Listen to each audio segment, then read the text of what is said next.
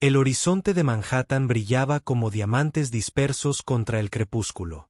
Sus torres de cristal y acero se elevaban hacia el cielo en el piso 57 de Sterling Technologies. Una mujer con un vestido color crema abrazaba a su hija. Sus siluetas se recortaban contra el sol poniente. Vivian Sterling, de 34 años y una de las directoras ejecutivas más poderosas de Nueva York, acunaba a Adelaide, de 8 años, mientras 3 de los médicos más renombrados de la ciudad daban su veredicto. Sus palabras caían como piedras en agua quieta. La niña nunca vería, ni hoy, ni mañana, ni nunca. Pero el destino tiene una forma peculiar de reescribir las certezas, y a veces la verdad surge de los lugares más inesperados. Vivian Sterling dominaba las salas de juntas con la misma precisión con la que los cirujanos manejaban los bisturíes. Su larga cabellera rubia, naturalmente ondulada y cayendo en cascada sobre sus hombros, captaba la luz mientras se movía por su imperio de cromo y cristal. El vestido color crema que prefería, con su sutil escote en V y su silueta entallada, hablaba de un poder discreto. Su rostro, hermoso pero tallado con afilados bordes de determinación, rara vez delataba emoción.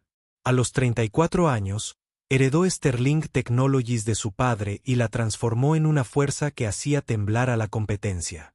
Sin embargo, a pesar de todas sus victorias en el mercado, a pesar de toda la adquisición hostil que había orquestado y los miles de millones que controlaba, Vivian Sterling enfrentó una batalla que no pudo ganar.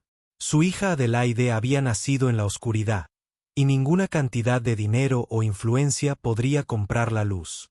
Adelaide Sterling vivía en un mundo de sonidos y texturas, de voces y susurros, pero nunca colores ni rostros. A los 8 años, con el cabello rubio y liso que su madre ataba cada mañana con una cinta roja, poseía un rostro de inocencia de porcelana, marcado por ojos grises que miraban al vacío. Esos ojos se nublaban como la niebla invernal, se movían pero nunca enfocaban, buscaban pero nunca encontraban. Pasaba sus días en una silla de ruedas, no porque sus piernas le fallaran, sino porque el mundo era demasiado vasto y peligroso para una niña que no podía ver sus límites. Su voz, cuando decidía usarla, salía suave y vacilante, como si temiera que sus palabras chocaran con cosas que no podía percibir. A 36 manzanas de distancia, en Brooklyn, en una modesta casa de piedra rojiza que había visto décadas mejores, Henry Carter le enseñaba a su hijo a atarse los zapatos. A sus 36 años, Henry medía 1,80 metros con la complexión de alguien que había jugado fútbol americano universitario, pero que ahora trabajaba con las manos. Su cabello castaño, corto y práctico, enmarcaba un rostro curtido por la pérdida, pero suavizado por la bondad.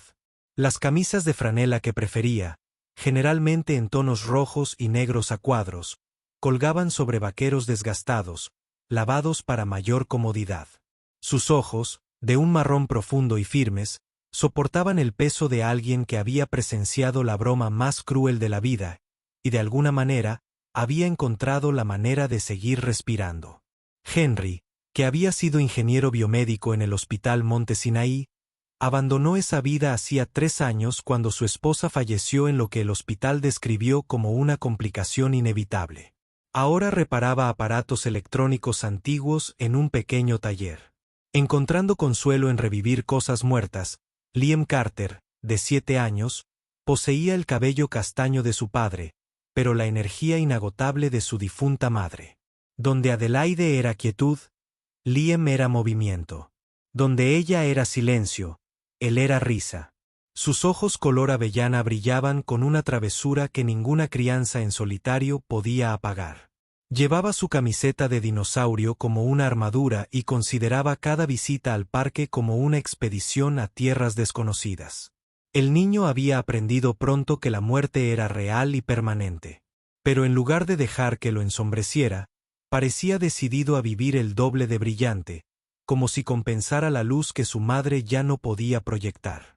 Los mundos de Manhattan y Brooklyn bien podrían haber sido planetas diferentes, separados no por el East River, sino por abismos de clase y circunstancias. Las mañanas de Viven comenzaban con café importado servido en porcelana china mientras revisaba los informes de mercado de Tokio. Henry comenzaba con café instantáneo en una taza desportillada mientras preparaba el almuerzo de Liam para la escuela.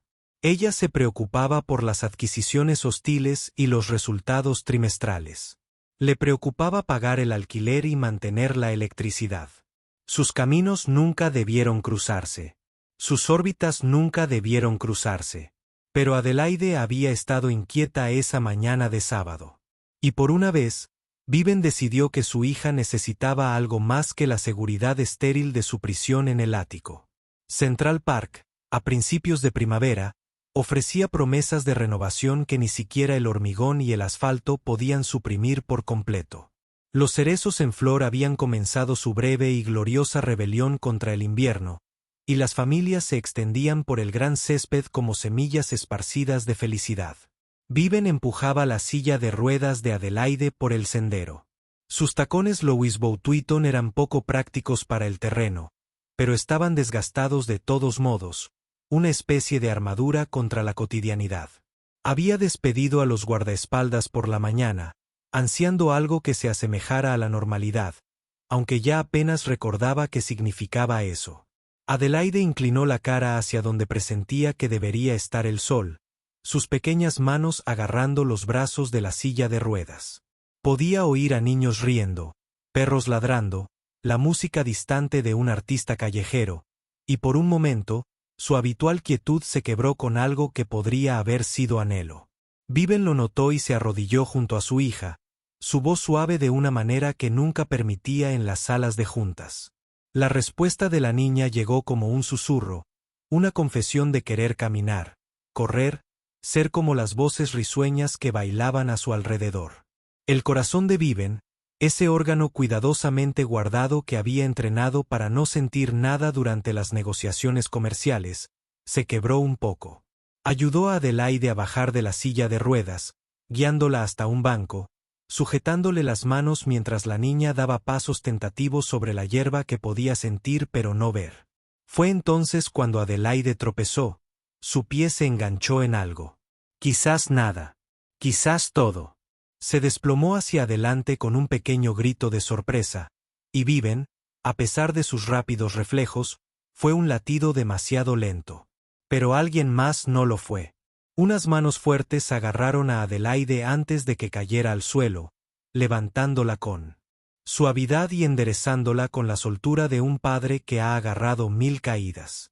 Henry Carter le estaba enseñando a Liam a lanzar una pelota de béisbol cuando vio a la niña tropezar.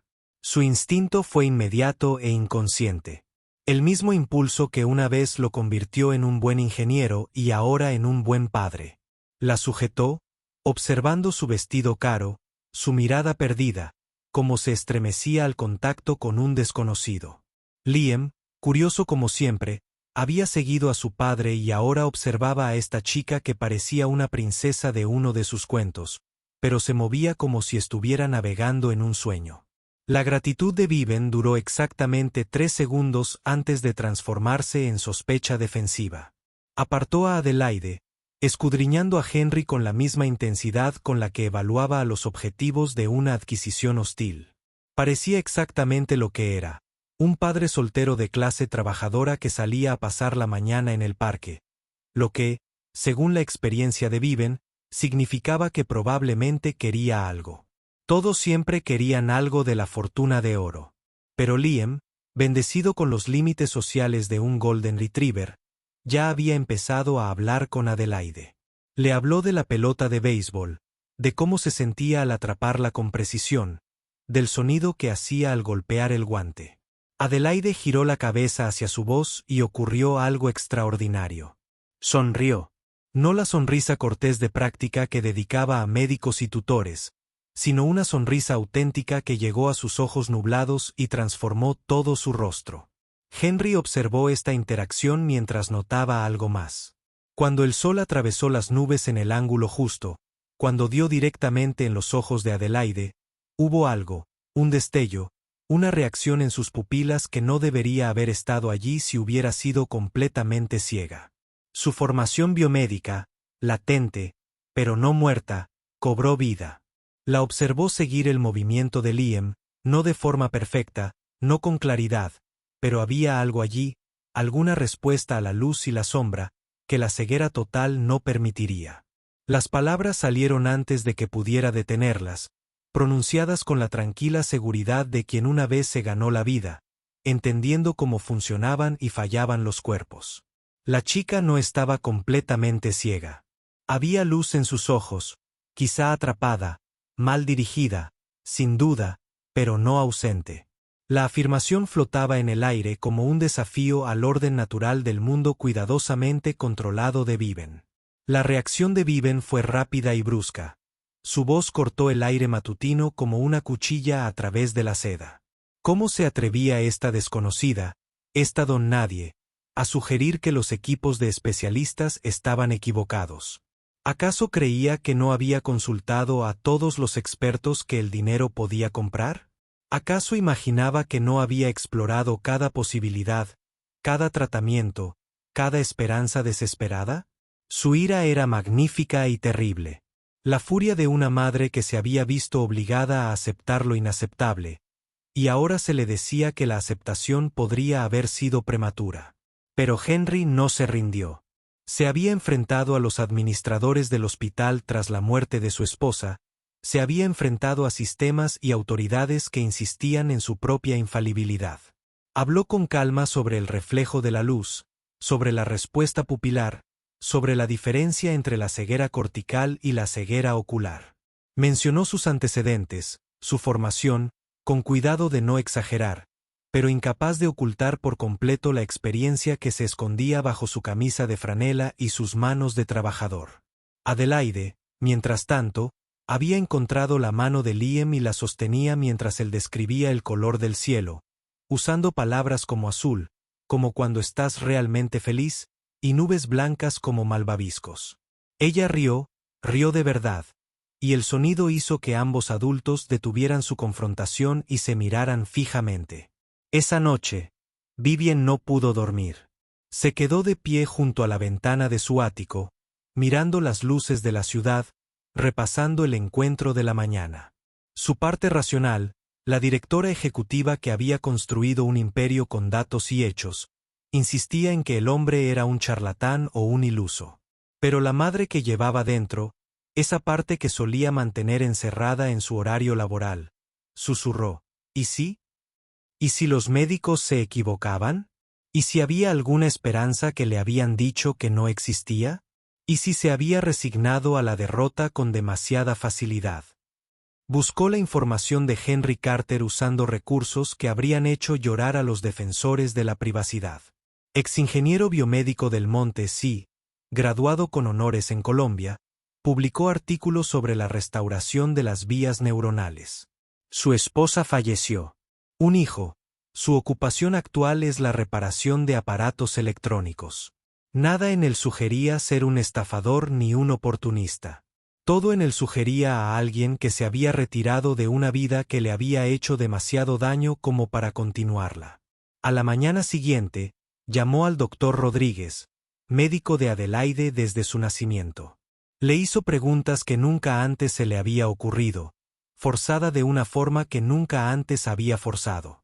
Las respuestas de Rodríguez eran practicadas, fluidas, pero había algo subyacente, un nerviosismo que Vivien, tras años de leer relatos en salas de juntas, reconoció de inmediato cuando mencionó haber conocido a alguien que sugería que Adelaide podría tener cierta percepción superficial.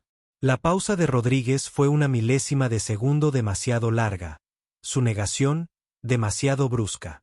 Vivien tomó una decisión que contradecía todos los instintos que su padre le había inculcado. Contactó a Henry Carter, no a través de abogados ni intermediarios, sino directamente con una llamada telefónica que tardó 20 minutos en marcar. Su sorpresa fue evidente, pero accedió a reunirse, sugiriendo un punto neutral, una cafetería en Queens, donde ni Manhattan Power ni Brooklyn Pride tenían influencia. Se sentaron frente a frente con un café que no era ni importado ni instantáneo, encontrando un punto medio en la mediocridad. Henry trajo los dibujos de Liam, un caos colorido que extendió sobre la mesa, explicando cómo funcionaba el procesamiento visual, cómo el cerebro a veces podía encontrar vías alternativas, cómo el daño no siempre era tan completo como parecía.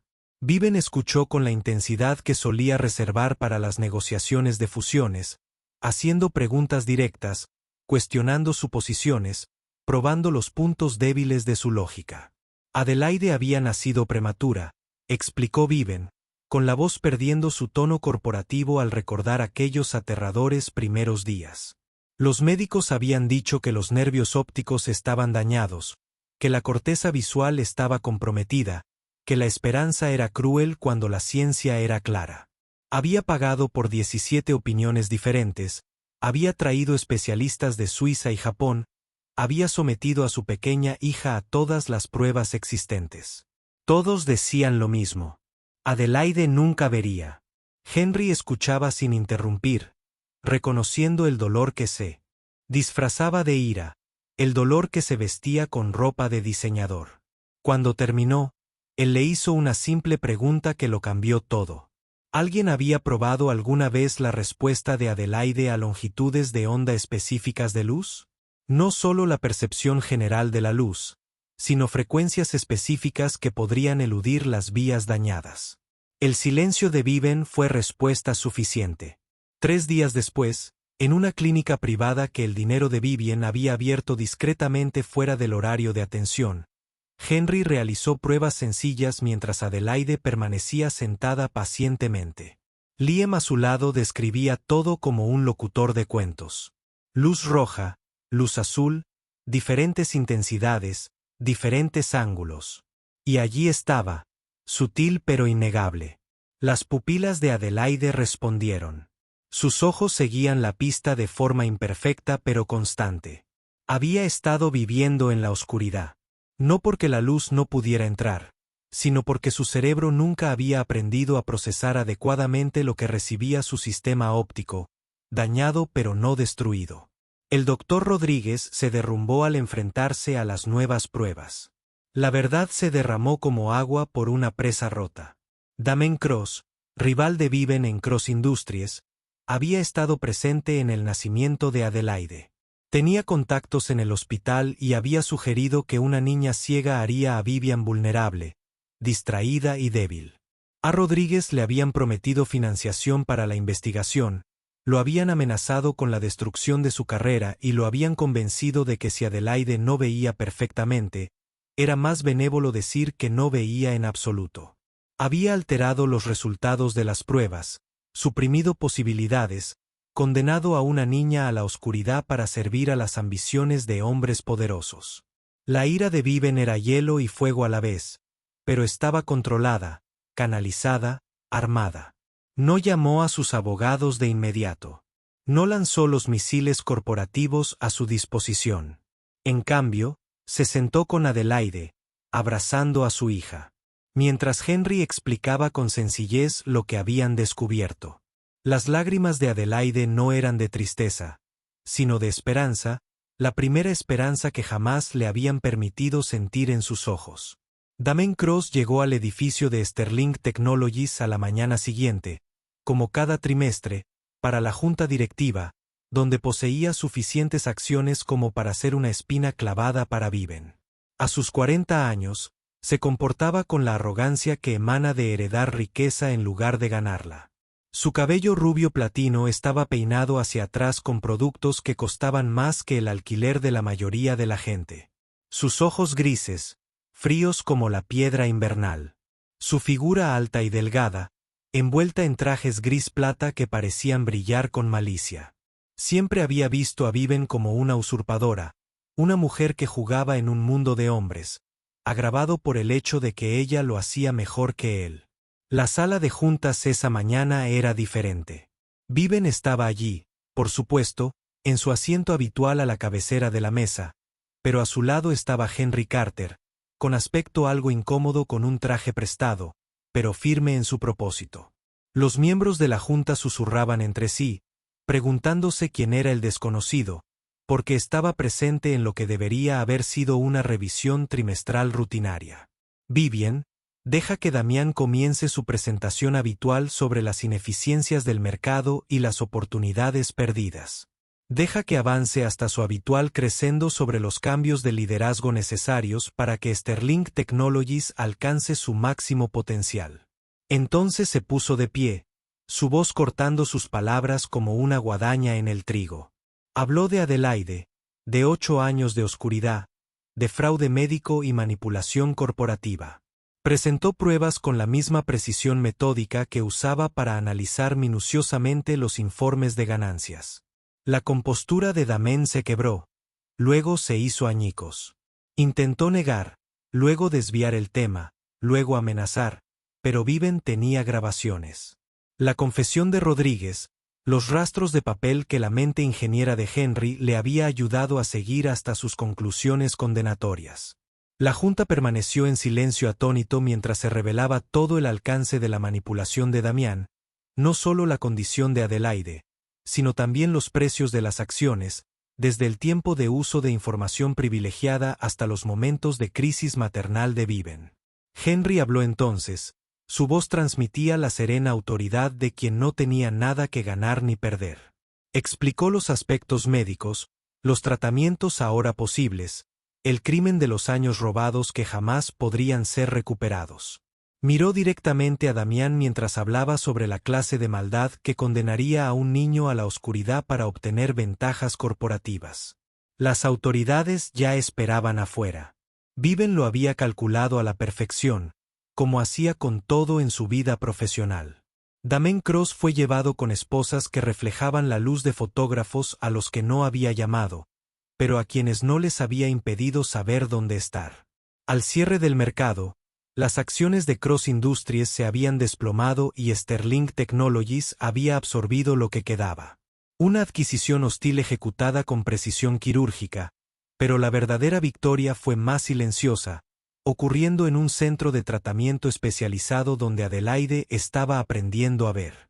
No fue milagroso ni instantáneo. Henry lo había dejado claro. Sus nervios ópticos estaban dañados, siempre lo estarían. Pero el cerebro era plástico, adaptable, capaz de encontrar nuevos caminos cuando los antiguos se bloqueaban. Con terapia de luz específica, con ejercicios que parecían más juegos cuando Liam estaba involucrado, con paciencia y tiempo, Adelaide comenzó a distinguir la luz de la oscuridad, luego las formas, luego los colores. El primer color que identificó con certeza fue el rojo, el color de la cinta en su cabello. La tocó con asombro, viendo y sintiendo simultáneamente por primera vez. Su rostro se iluminó con una alegría que Vivian manifestó abiertamente, abandonando cualquier pretensión de serenidad corporativa. Henry estaba cerca, sin inmiscuirse, pero presente. Su presencia constante se había convertido en algo en lo que Vivian había aprendido a confiar. Los medios encontraron la historia irresistible. El director ejecutivo y el padre soltero, la niña ciega y la conspiración médica, el villano corporativo abatido por su propia crueldad. Pero Damián tenía una última carta que jugar. Historias filtradas que sugerían que Henry era un estafador, que había manipulado a una madre desesperada, que sus credenciales eran falsas, sus intenciones, mercenarias. La prensa sensacionalista se precipitó, como suele hacer la prensa sensacionalista. Y de repente, Henry se vio retratado como el villano de una historia en la que solo había intentado ayudar. Viven observó a Henry capear el temporal con la misma serena dignidad que siempre le imponía. No se defendió públicamente, no contrató abogados ni publicistas. Simplemente siguió asistiendo a los tratamientos de Adelaide, llevando a Liam a jugar con ella, estando presente de una forma que decía más que cualquier comunicado de prensa.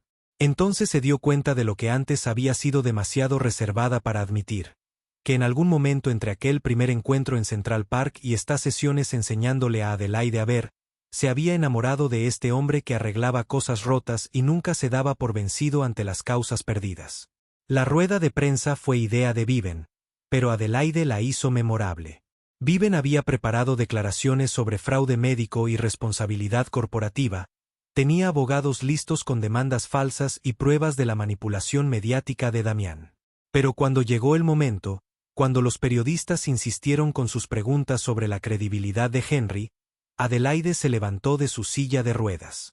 Había estado practicando, trabajando con fisioterapeutas para fortalecer piernas que nunca habían necesitado moverse de forma independiente.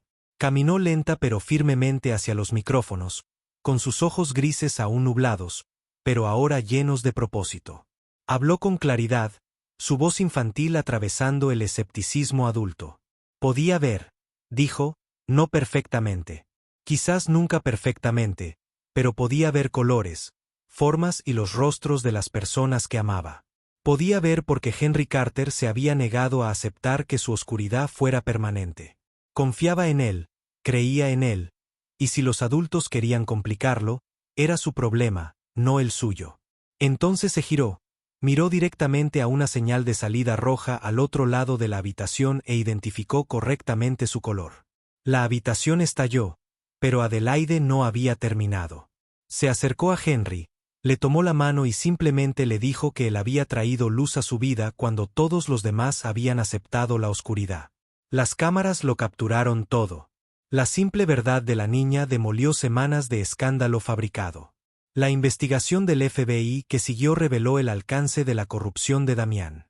Conexiones que se extendían a través de las juntas médicas y los organismos reguladores, una red de manipulación que había destruido otras vidas además de la de Adelaide.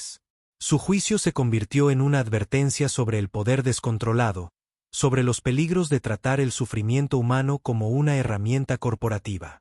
Fue sentenciado a 27 años. Su imperio se disolvió. Su nombre se convirtió en sinónimo de un tipo particular de crueldad que incluso los delincuentes de cuello blanco más empedernidos encontraban desagradable. Rodríguez perdió su licencia médica, pero obtuvo algo más valioso en su cooperación con las autoridades. Otras familias se presentaron. Otros niños cuyas condiciones habían sido manipuladas o tergiversadas para diversos beneficios. Siguió una demanda colectiva. Se prometieron reformas. Se formaron comités. El sistema avanzó con su habitual progreso reticente. Pero para Adelaide, el sistema ya no importaba. La cirugía estaba programada para un martes de octubre, cuando las hojas de Central Park se volvían doradas y rojas que Adelaide ahora podía identificar, aunque no pudiera apreciar plenamente su vitalidad. El procedimiento era experimental, pero no inédito. Utilizaba nuevas técnicas para reparar parte del daño del nervio óptico y despejar las vías que habían estado bloqueadas desde el nacimiento. Henry había encontrado al especialista, un antiguo colega que había continuado la investigación que Henry había abandonado, quien creía que el patrón particular de daño de Adelaide era más tratable de lo que se había diagnosticado originalmente.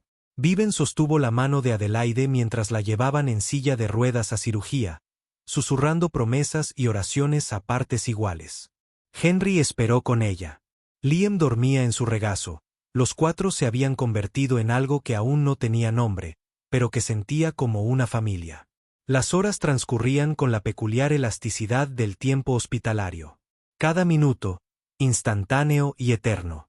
Cuando Adelaide abrió los ojos después de la cirugía, las vendas seguían en su lugar, permanecerían así 3 días más, pero su sonrisa era radiante, como si ya pudiera ver a través de la gasa y la oscuridad.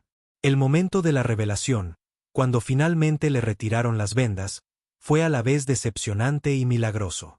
Su visión no era perfecta, nunca lo sería, pero pudo ver claramente el rostro de su madre por primera vez, pudo rastrear las lágrimas en las mejillas de Viven, pudo volverse hacia Henry y Liam y ver a la familia que se había formado a su alrededor sanando. Regresaron a Central Park una mañana de domingo, muy parecida a la de su primer encuentro.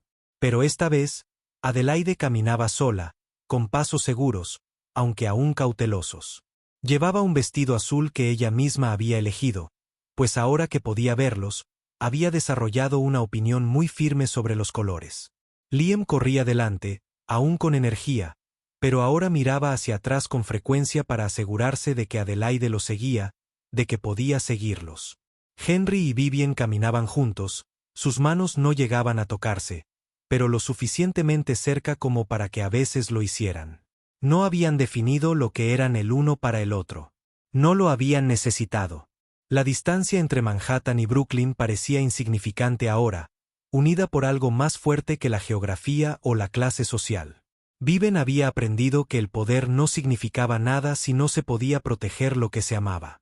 Y Henry había aprendido que a veces sanar significaba abrirse a la posibilidad de nuevas heridas. Adelaide se detuvo en el lugar donde había caído aquel primer día, donde Henry la había agarrado, donde todo había cambiado. Miró al cielo, realmente miró, viendo el azul que Liam se había esforzado tanto en describir, las nubes que realmente parecían malvaviscos. Tomó las manos de ambos, las de Liam y Henry, y luego llamó a su madre para que completara el círculo. Allí se quedaron, los cuatro, mientras la ciudad se movía a su alrededor con su ritmo infinito.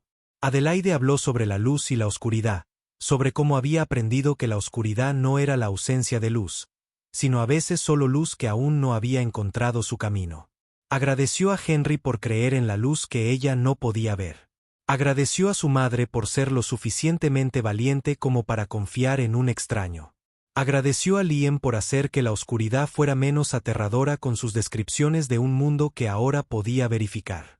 Vivian miró a Henry por encima de las cabezas de sus hijos.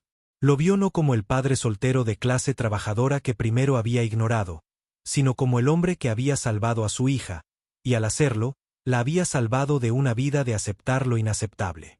Habló entonces, no como directora ejecutiva, sino como madre y mujer, diciendo que la verdad nunca se ocultaba para siempre, que a veces solo necesitaba a la persona adecuada para revelarla, y que a veces esa persona llegaba en paquetes inesperados. La respuesta de Henry fue característica por su simplicidad. Dijo que arreglar cosas rotas era lo que él hacía, pero que Adelaide nunca había estado rota, solo incomprendida. La verdadera reparación había sido en los sistemas y las personas que le habían fallado, que habían elegido la oscuridad en lugar de la dificultad. Miró a Viven mientras decía que algunas reparaciones creaban algo más fuerte que el original, que a veces romper era solo el primer paso hacia un edificio mejor. Caminaron juntos a casa mientras el sol comenzaba a ponerse. Pintando el cielo de colores, Adelaide observaba con un asombro que nunca se desvanecería del todo. Por muy comunes que se volvieran esas imágenes, Liam y Adelaide corrían delante, jugando a un juego en el que ella tenía que adivinar los colores con los ojos cerrados y luego abrirlos para comprobar si acertaba. Su risa resonaba en los edificios, un sonido que atraía las miradas de los desconocidos y los hacía sonreír sin saber por qué. El ático que una vez se sintió como una prisión de privilegios ahora abría sus puertas a la sensibilidad de Brooklyn. Los dibujos de Liam cubrían el refrigerador, que antes solo mostraba agendas corporativas. Los intentos artísticos de Adelaide, entusiastas aunque aún no hábiles, se enmarcaban y colgaban con el mismo cuidado que los cuadros de $1.000.000 en la sala. Las herramientas de Henry tenían su propio cajón en la cocina, listas para las inevitables reparaciones que requerían incluso los electrodomésticos más caros. Los fines de semana, alternaban entre mundos. A veces asistían a la ópera o a galas benéficas donde Viven tenía que aparecer. Adelaide con vestidos a medida y Liam, de alguna manera, lograba que incluso la ropa formal pareciera un poco arrugada. Otras veces iban a Coney Island o a ferias callejeras en Brooklyn, donde Viven aprendió a comer perritos calientes en carritos y descubrió que algunos de los mejores momentos de la vida costaban menos que su café de la mañana. Sterling Technologies también experimentó cambios. Sutiles pero significativos. Viven fundó una fundación para niños con discapacidad visual. Financió la investigación sobre enfermedades suprimidas. Creó protecciones para denunciantes que realmente protegían.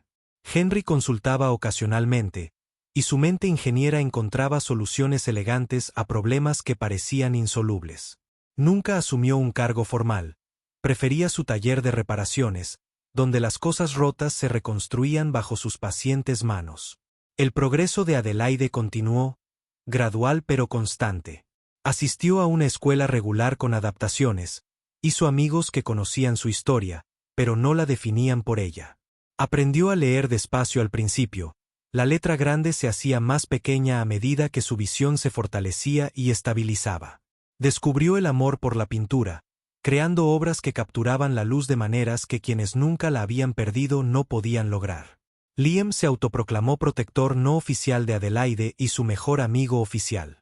Roles que se tomaba tan en serio que una vez se enfrentó a un matón del patio que le doblaba la estatura y se burlaba de las gruesas gafas de Adelaide. La suspensión valió la pena, declaró.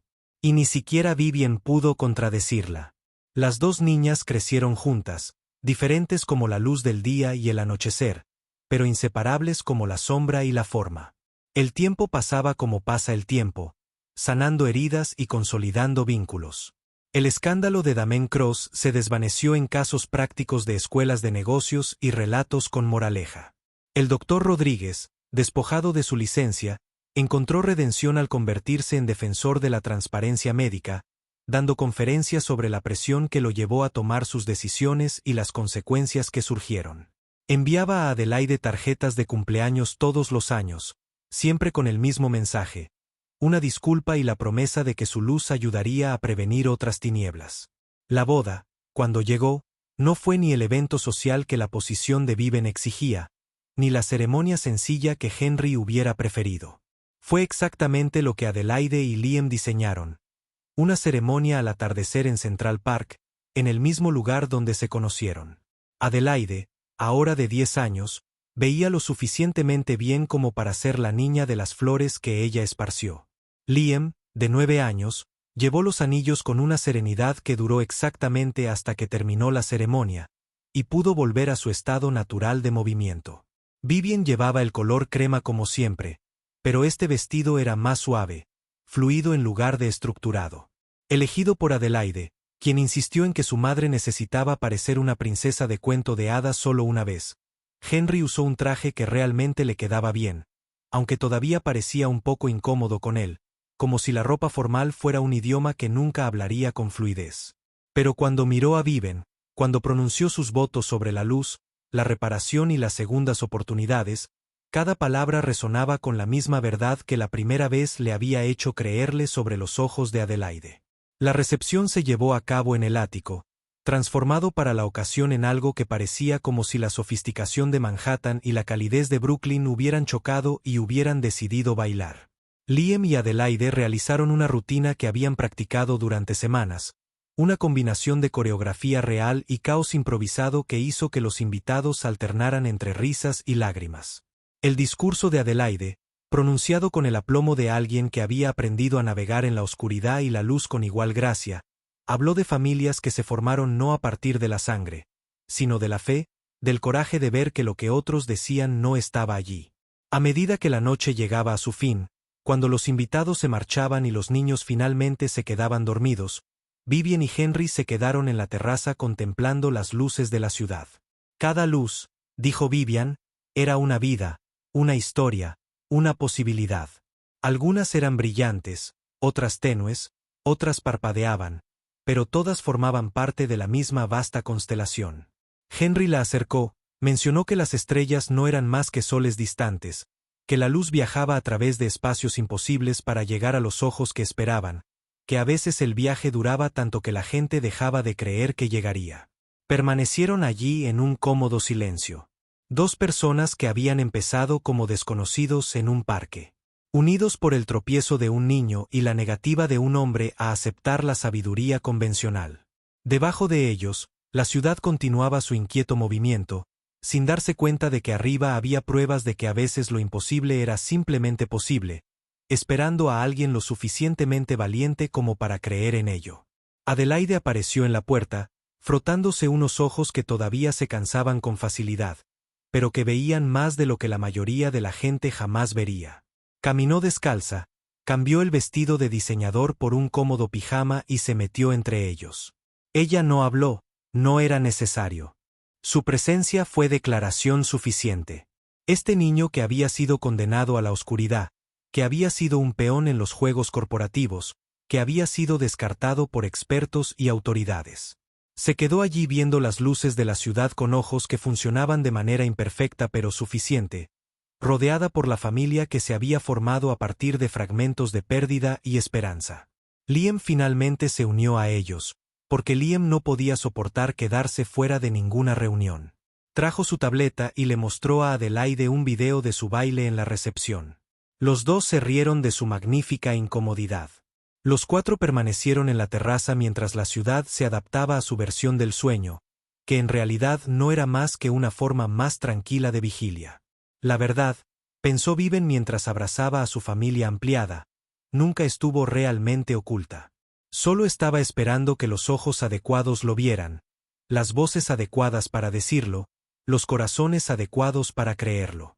Y a veces, solo a veces, esos ojos, voces y corazones se encontraban en los lugares más inesperados. Como un parque en una mañana de primavera cuando una niña tropezó y un extraño la atrapó, poniendo en marcha una historia que demostró que la luz siempre podía encontrar un camino a través de la oscuridad, sin importar cuán completa pareciera esa oscuridad. Adelaide bostezó y sus ojos se cerraron no por ceguera, sino por simple cansancio. Henry la levantó con facilidad y la llevó a la cama mientras Liam la seguía, todavía charlando sobre algo que había sucedido en la escuela. Viven los vio irse, esta improbable familia que se había formado a partir del poder corporativo y la sabiduría de la clase trabajadora. Desde niños que se necesitaban unos a otros y adultos que habían aprendido a necesitarse nuevamente. Ella permaneció en la terraza un momento más, sola pero no solitaria, poderosa pero ya no aislada en ese poder. El mañana traería nuevos desafíos, reuniones de directorio y tareas, sesiones de terapia y decisiones comerciales. Pero esta noche, en este momento, todo era exactamente como debía ser. La oscuridad había sido iluminada. La verdad había sido revelada. Y el amor había tendido puentes a través de abismos que parecían increíblemente anchos. A lo lejos, Dawn ya pensaba en llegar, pintando el cielo oriental con promesas de luz. Y en el ático, donde una niña ciega había aprendido a ver, donde un director ejecutivo había aprendido a confiar, donde un ingeniero destrozado había aprendido a tener esperanza nuevamente y donde un niño huérfano de madre había encontrado una hermana, la familia Sterling Carter dormía pacíficamente, sabiendo que la luz del mañana los encontraría listos, juntos y tranquilos.